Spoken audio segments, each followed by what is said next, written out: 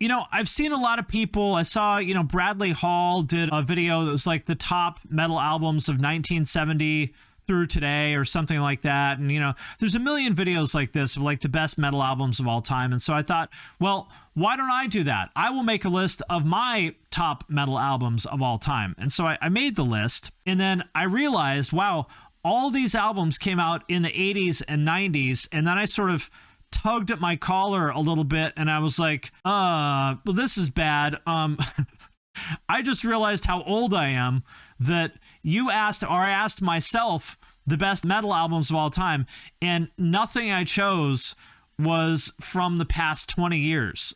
And I was like, well, I guess I have become that person, right? And then I looked at the date on my driver's license, the birth date, the year that I was born, and I said, that was 4 decades ago. It's official. I've become a metal boomer. Unfortunately, it's the truth. And so I said, you know what? Let's just run with it. If the shoe fits, wear it.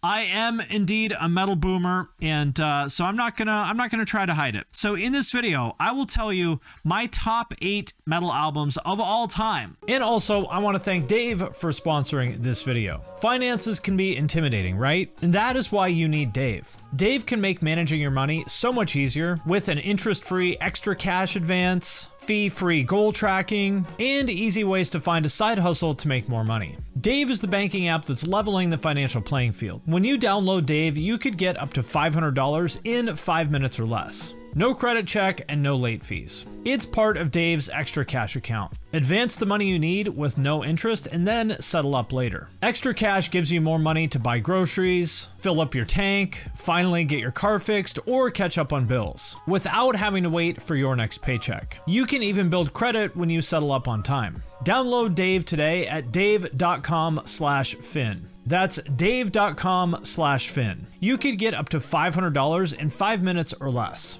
No credit check, no late fees. Download the Dave app now or go to dave.com/fin. For terms and conditions, go to dave.com/legal. Eligibility criteria and instant transfer fees apply. Banking services provided by Evolve, member FDIC. Because they're so old, I would say these are officially classic metal. Maybe not like classic metal like this stuff, like, Nazareth, Blue Oyster Cult, Black Sabbath, not that classic, but 30, 40 years ago, I feel like that qualifies as classic metal. So this is in no particular order. Roughly speaking, I would say like number 8 to number 1, roughly, but in no particular order. So the first one that I want to talk about is Harmony Corruption by Napalm Death from 1990, featuring, in my opinion, the best Napalm Death song, Suffer the Children.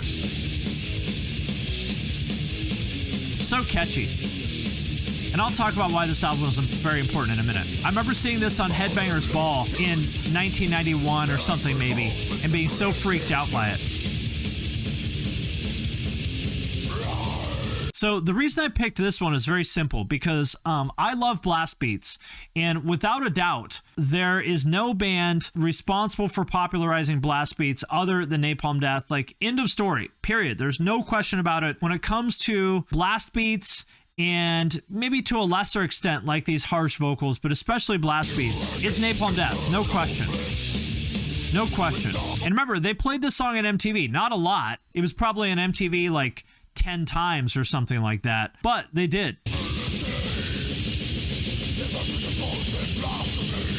This shit was just like unheard of back then. They started in like 1981, I think, 82, something like that. They started out as like a peace punk band. So to me, Napalm Death was like really like the band that combined sort of the lyrics and ideas and culture of punk with the sound of metal. Like, they were thought of back then as a death metal band, although, I'd say grindcore probably would be the best genre for them. But, they always clearly came across as like punk guys, but they sounded like metal. And I thought that was cool, because that's sort of how I've always kind of felt is like I always kind of preferred the music of metal, but I didn't really like the culture that much.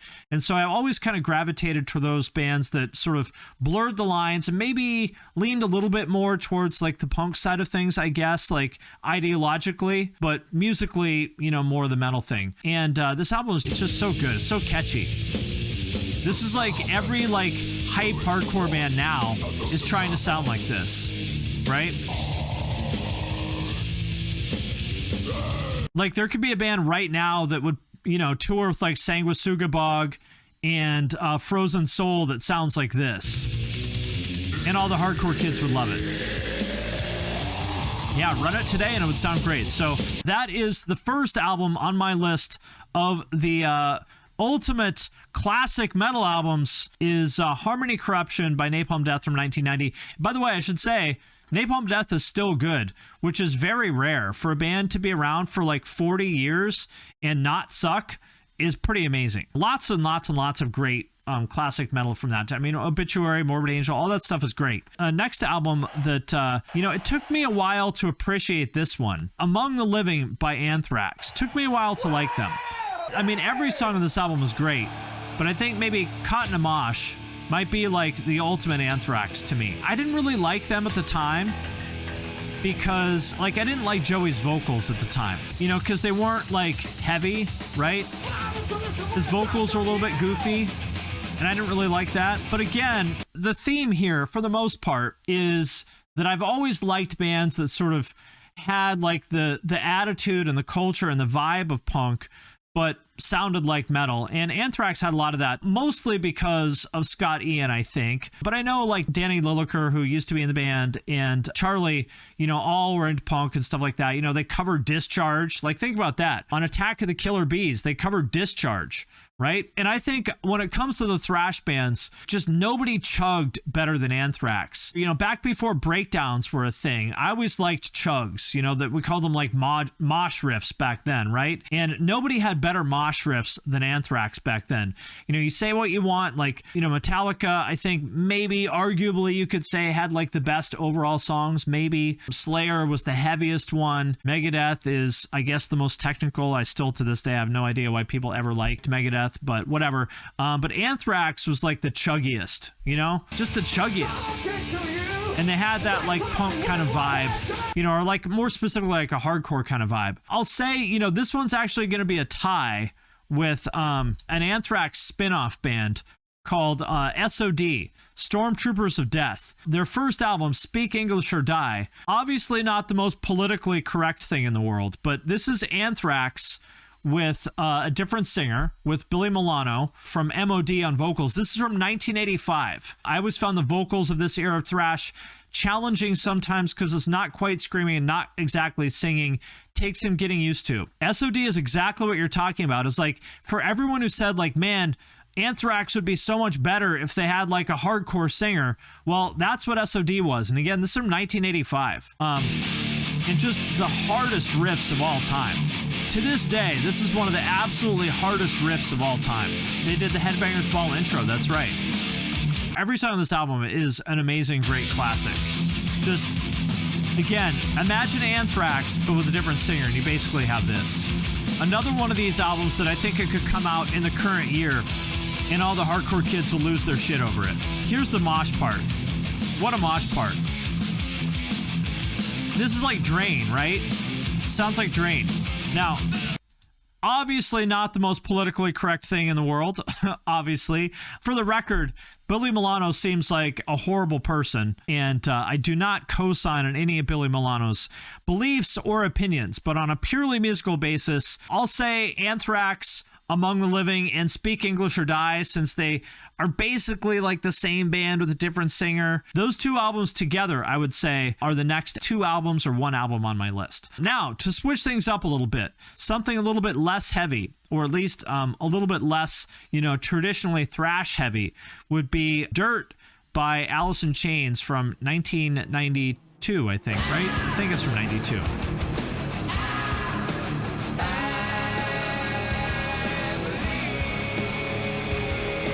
Now, this album, obviously not as heavy necessarily in the same way as, Slayer and Napalm Death and stuff like that are. But lyrically, I would say one of the most just like crushingly brutal, like depressing, heavy albums ever made. The name of the album is Dirt. It's basically a concept album about being a heroin addict and knowing that you're killing yourself, but sort of being unable or unwilling to change, right? Like the song Godsmack, smack being a slang term for heroin. The song Godsmack is about, realizing that this drug controls your life and just being like, well, fuck it, I'm just going to keep going. This song also, in like Rain When I Die, like the whole album just is basically someone realizing that they're like slowly killing themselves and kind of just being unwilling or unable to stop. What's interesting is that very few people at the time picked up on that. These days, I think people understand that stuff. But back then, I only knew about it because my dad was like a heroin addict, not like when I was around, but when he was younger. So I knew about that stuff. And so like a bunch of my family members were like junkies and stuff. So I understood that stuff like immediately. And I was like, wow, he's just like singing about this stuff in plain sight, and it was like obvious to anybody who knew about it. But this stuff was like on MTV. It was like on, Unplugged, and Rooster was like all over rock radio and stuff like that. And nobody really picked up on it. Down in a Hole. I mean, just this whole album is just crushingly heavy lyrically. Great songwriting. I think it still holds up as a 10 out of 10. And I would put it like, I almost like can't, the thing is I can't really listen to it though, because it's too heavy, like thematically. You know what I mean? It's too much. It's too hard to handle. So it's a great album, but it's too much for me. Next one on my list is Focus by Cynic from what is this, 94, I think. In my opinion, the band that really defines progressive metal is Cynic.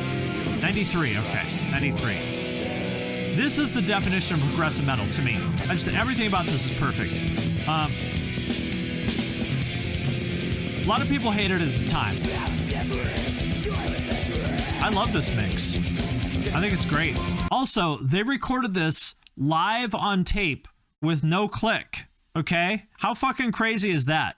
They were like 21 or something like that, live in the studio to tape with no click. That's insane. And I know this because Sean Reinert told me himself. Rest in peace to Sean. A lot of people will say that it was Human by Death that really kind of defines progressive metal. And I do think that's a great album. But the thing is that the reason that album sounds the way that it sounds is because two of the guys from Cynic played on the album. Sean and Paul from Cynic played on that album, along with Steve DiGiorgio from Sadis on bass. Basically Chuck from Death just recruited these guys because they were like at the forefront of progressive metal. So that's not to take anything away from Death by any means, because Human like is a great album, and Death is amazing, great band, but they are the reason that album sounds the way that it does as much as anything else. And I think this album is just like so advanced, like lyrically also incredible. This is my favorite song, Veil of Maya, which, you may know the band also called Veil of Maya. That term is from Hinduism. Basically, Maya means illusion, and the veil of Maya means, it sort of refers to this idea that we all go through life with a veil in front of our eyes that prevents us from seeing reality as it actually is. That we're sort of voluntarily putting this veil of illusion in front of our faces, right? And that you could take that veil off at any time, but it's very difficult to do that. For example, like if your boss texts you and says, hey, can you talk to me today? And instantly you start thinking, oh, he hates me, I'm going to get fired. And then if I get fired, then I'm going to be broke. And if I go broke, then my wife's going to leave me. And if my wife's going to leave me, I'm going to be forever alone. So I might as well just like jump off a bridge right now. And all he really wanted to do was just say like, can you email this person about this thing?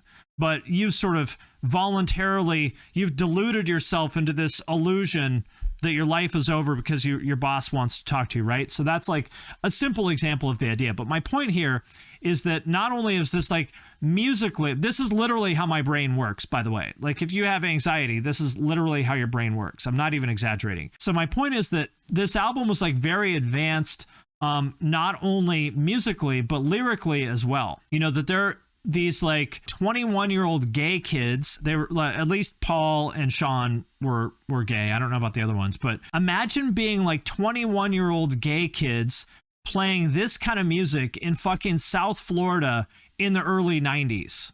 Right? Like, imagine they must have felt like fucking complete aliens. And then they went on tour with Cannibal Corpse around this time, and people were throwing bottles at them and calling them the F word, you know, on stage. This could come out today, and people would think that this was like brilliant and amazing and ahead of its time. Like, that is how like advanced Cynic was. I mean, I've said great things about this band a million times, and I will continue to, because they really were just literally decades ahead of their time. Yeah, those themes were unheard of in death metal. It's true. It's true. The next band, or next album I want to talk about, is South of Heaven by Slayer. I love the first 4 Slayer albums for different reasons. I could really pick any of them, because I think Rain and Blood, South of Heaven, Seasons in the Abyss, Undisputed Attitude, and Divine Intervention are all fantastic 10 out of 10 albums. However, I'm going to pick South of Heaven because I feel like South of Heaven is like, it's sort of like the progression from Rain and Blood, where it's still like really raw and thrashy. They hadn't like slowed down as much, but it's a little bit more refined than Rain and Blood. But really, all those albums are 10s to me. In particular, this song to me, I think is great, but also funny. This is Silent Scream from South of Heaven, which is very sort of like a little bit of a deep cut, I guess. What's funny to me is that nobody ever picked up on the fact that this song is like very obviously like a pro-life song. The name of the song, Silent Scream, it's based on an anti-abortion book from like the late 70s, I think. And like, just look at the lyrics. It's like very literally, obviously like an anti-abortion song. And I don't know how people never picked up on that. Yeah, South of Heaven is awesome too. I love it. Yeah, I mean, Tom Araya's like a, you know, Chilean Catholic dad. So of course he's like pro-life. Slayer were not the most liberal band. No. God, the drumming is fucking amazing too. I mean, read the lyrics. They're not trying to hide it. They're, you know, I feel like people just never paid attention to the lyrics, or they just thought it sounded metal or something. What a great riff too. Anyway, the whole album, in my opinion, is great. I feel like of all the Slayer albums, I feel like it's sort of one of the least appreciated ones of the classic Slayer albums. So, you know, I mean, everyone likes this album, I think. But, you know, Rain and Blood, you hear everyone talk about. I think people like Seasons in the Abyss a lot, for good reason. I love it too. But I feel like South of Heaven gets a little bit lost. Maybe I'm wrong. I don't know. But I feel like it gets a little bit lost. In my opinion, one of the best albums of all time. Now, moving on, if I had to pick one death metal album to say, of all time, my favorite death metal album, if I had to pick one, it would be Effigy of the Forgotten by Suffocation. Again, because it's like, this is what I wanted hardcore to sound like, if that makes sense. Like, when I listened to a band like Hatebreed or something like that, I wanted it to sound like this. Just punishing, like a machine, just like pounding your brain. Listen to that fucking drumming, man. Just absolutely relentless drumming. He hits so hard. It is the origin of the slam breakdown. It's true. I want to say they were like 21, 22 when they did this too. Like, can you imagine being able to fucking play like this when you're like 21? Jesus. It's insane. But, you know, a lot of groove. So this is basically the part that most people would say, you know, inspired the entire genre of slam right here.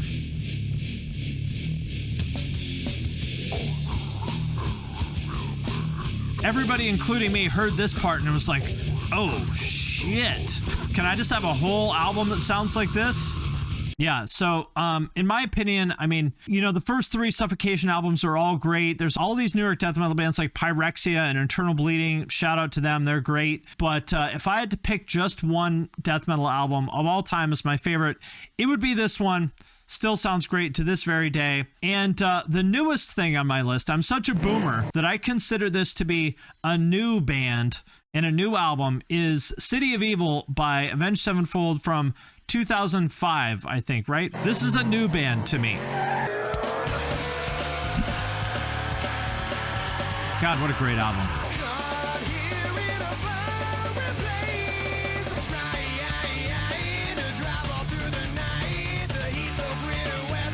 It is a masterpiece. It is. I've always liked Avenged Sevenfold, but the older I get and like the more I listen to them and like the more time goes on, the more I really appreciate it. And like it's one of these albums that gets better and better and better every year. I would say, you know, the self-titled album is also great.